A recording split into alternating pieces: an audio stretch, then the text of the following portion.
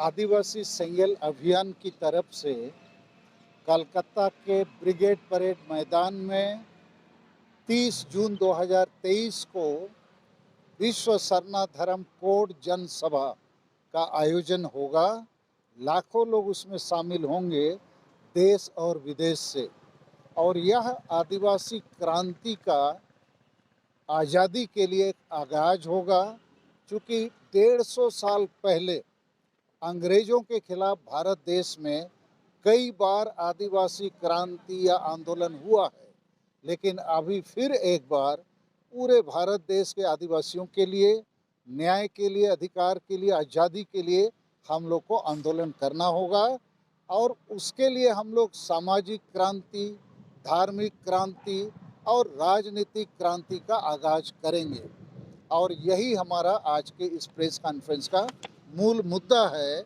और धार्मिक आज़ादी के रूप में हम सारना धर्म कोड के अलावे कुछ लोग जो दूसरे नाम से प्रकृति पूजा धर्म को ही आदिवासी धर्म, सारी धर्म, विदिन धर्म या कुछ भी नाम से कह रहे हैं, हमारा सुझाव है ऐसा करने से 2011 की जनगणना में जो सरना धर्म के नाम से 50 लाख से ज़्यादा लोग अपना नाम लिखाए थे, उनका अपमान होगा।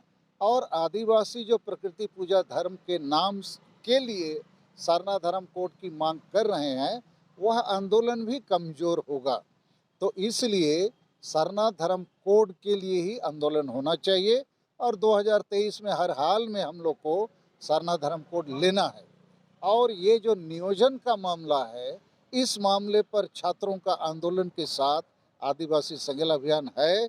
और झारखंड सरकार टोटली फेल है, ना स्थानीय नीति बना सकी, ना आरक्षण नीति, ना नियोजन नीति। नैतिकता का तकाजा है, ऐसी सरकार को इस्तीफा दे देना चाहिए।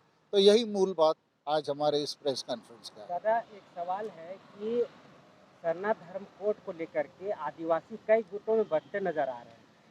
लोगों का कहना है कि ये सरना धर्म कोड सिर्फ झारखंड के लोग ही सरना धर्म कोड को ही संताल, मुंडा, उराव, खड़िया, भूमिज हो, जितने भी ट्राइबल्स हैं, 50 लाख से ज़्यादा लोग सरना धर्म कोड लिखा है 2011 में। बाकी जो जैसे आदिवासी धर्म कोड 45,000 या बाकी कोई भी गोंडी धर्म, भील धर्म 1 लाख 2 लाख, तो इसलिए 50 लाख कम संख्या नहीं है। अभी जब भी सरना धर्म कोड को माने जनगणना होगा तो ये 50 लाख कई करोड़ में परिवर्तित हो जाएगा। और इसको मिलना ही मिलना है, क्योंकि इससे भी कम है 44 लाख जैन धर्म वाले। तो हम लोग का ये आंदोलन आगे बढ़ रहा है।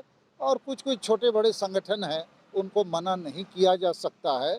और इसीलिए विश्व सरना धर्म कोड जनसभा हम लोग कलकत्ता में करने जा रहे हैं 30 जून 2023 को। वहाँ पर पूरे दुनिया के आदिवासी को हम लोग आमंत्रित कर रहे हैं। और यह आदिवासियों के धर्म की मान्यता का मामला संविधान के मौलिक अधिकार का मामला है, अनुच्छेद 25 के तहत। और पूरा दुनिया के लोगों को हम बताना चाहते हैं कि भारत देश में आदिवासियों को अब तक उनका मौलिक अधिकार, धार्मिक मान्यता प्राप्त नहीं हुआ है, तो हम आज़ाद कैसे हैं। तो धार्मिक आज़ादी की लड़ाई है। और हम लोग सामाजिक आज़ादी की लड़ाई भी लड़ रहे हैं कि आदिवासी गांव समाज में जो हमारा स्वशासन व्यवस्था है, उसके अधिकांश लोग वंशानुगत नियुक्त होते हैं। और इसीलिए अधिकांश अनपढ़, पियक्कड़, नासमझ लोग होते हैं। तो वहाँ जनतांत्रिक और संवैधानिक तरीके से लोगों की नियुक्ति होगी, तो पढ़े लिखे लोग उस जगह पर दायित्व का निर्वहन करेंगे। और राजनीति में भी हम लोग को आज़ादी चाहिए, क्योंकि अभी जितनी पार्टियां हैं और खासकर जेएमएम जैसी पार्टियां, ये आदिवासी एजेंडा के लिए काम नहीं करते हैं। और उस मामले पर बीजेपी, कांग्रेस या जो भी पार्टियां हैं, वो भी कमोबेश एक ही हैं। उनके पास आदिवासी एजेंडा नहीं है। भाषा, जाति, धर्म और ये जो कुर्मी महतो को एसटी बनाने जैसा मामला जो है, ऐसी मामलों को बाकी पार्टी उठाते रहते हैं। और आदिवासी जो असली हम लोग हैं, हमारे लिए फांसी का फंदा बनाते हैं। तो हम लोग को सामाजिक रूप से भी आज़ादी चाहिए, धार्मिक रूप से भी आज़ादी चाहिए, राजनीतिक रूप से भी आज़ादी चाहिए।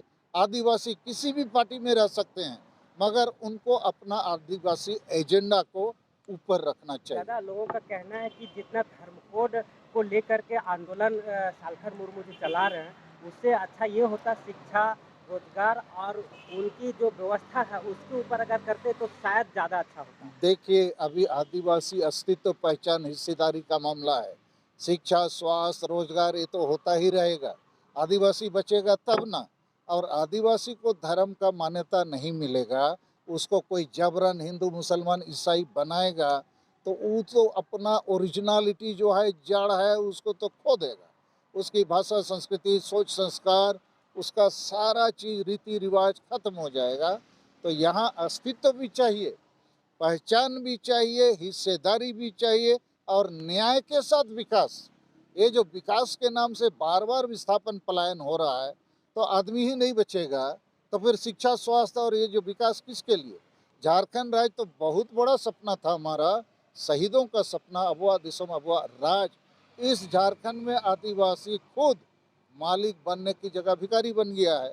तो इसलिए सरना धर्म कोड का जो आंदोलन है, ये धर्म आंदोलन से ज़्यादा एकता का आंदोलन है, अस्तित्व का आंदोलन है, पहचान का आंदोलन है, हिस्सेदारी का आंदोलन। दादा, शायद धर्म को अच्छी नहीं तरीके से शिक्षा परिभाषित कर शिक्षा सकते के साथ इसका संबंध नहीं है। आदिवासी में अभी बहुत doctor, engineer, officer, IAS, IPS भी हैं। लाखों आदिवासी शिक्षित हो गए हैं, लेकिन आदिवासी एकजुट होकर उनके भाषा भाषा, जाति, धर्म, रोजगार का आंदोलन नहीं कर पा रहे हैं। जितने ज़्यादा लोग शिक्षित हो रहे हैं, पेट परिवार के लिए स्वार्थी होकर काम कर रहे हैं, समाज के लिए नहीं। और इसीलिए अभी गांव समाज में हमारा जो स्वशासन पद्धति है, उसके अगुआ भी आदिवासी को एकजुट करके आगे नहीं बढ़ा पा रहे हैं। एमएलए, एमपी हमारे जितने हैं, जिस पार्टी से भी, वो भी आदिवासी एजेंडा के लिए काम नहीं कर रहे हैं। पढ़े लिखे लोग और अधिकांश सामाजिक संगठन के नाम से जो आदिवासी संगठन चला रहे हैं, और पढ़े लिखे जितने हमारे डॉक्टर, इंजीनियर, ऑफिसर, प्रोफेसर, वकील आदि हैं, वो भी आदिवासी का काम नहीं कर रहे हैं। इसीलिए अभी शिक्षा से ज़्यादा एकता और आंदोलन की ज़रूरत है। बिरसा मुंडा, सिद्धू मुर्मू, तेलंगा खड़िया, तिलका मुर्मू या जितने वीर बुधु भगत, फोटो हो, ये लोग पढ़े लिखे नहीं थे, लेकिन समाज के प्रति उनका प्रेम, मोह जो था, वो कुर्बानी के लिए उनको आगे बढ़ाया। आज समाज में वैसे लोगों की ज़रूरत है, वैसे नेतृत्व की ज़रूरत है, जो ज़रूरी नहीं है कि पढ़े लिखे लोगों के बीच में से ही आए। तो इसलिए सरना धर्म कोड आंदोलन एक एकता का आंदोलन